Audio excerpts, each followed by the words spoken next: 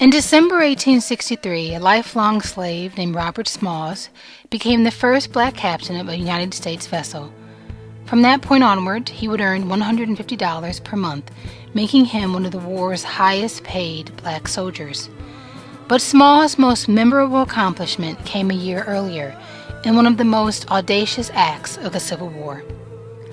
Shortly before dawn on May 13, 1862, the 23-year-old Smalls and a crew composed of fellow slaves quietly commandeered a cotton steamer from a dock at Charleston Harbor, South Carolina, took on family members at a rendezvous point, and made an exhilarating bid for freedom.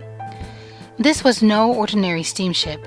Smalls and his compatriots had captured a heavily armed Confederate warship, the Planter, and steered it out of Charleston Harbor past 5 armed Confederate checkpoints. Smalls and his crew had no intention of being taken alive. In the end, Smalls delivered 17 black passengers to freedom and the warship to the Union Navy. Failure in detection would have been certain death, said a Naval Committee report. Fearful was the venture, but it was made.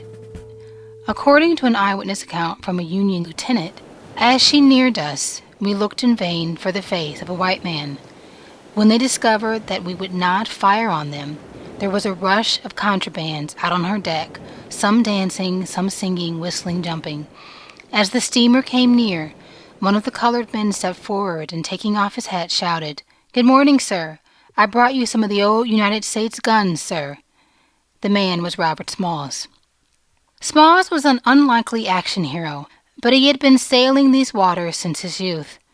Born into slavery on April 5, 1839 in Beaufort, South Carolina, Smalls taught himself to read and briefly attended school.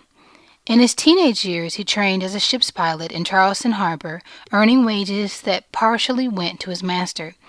Before he commandeered the Planter, Smalls was already considered the virtual pilot of the ship, but was listed as a wheelman since only whites could claim positions of authority.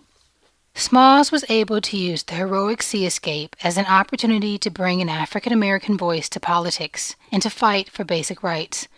As Smalls remarked, "My race needs no special defense for the past history of them in this country. It proves them to be the equal of any people anywhere.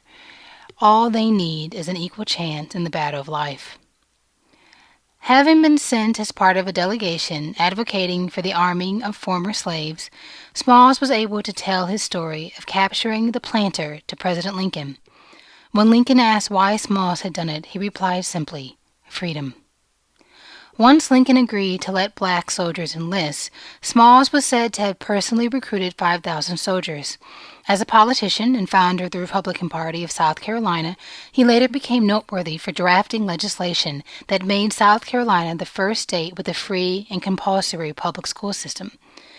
Before the war, Smalls likely did not have the $700 he needed to purchase his family's freedom.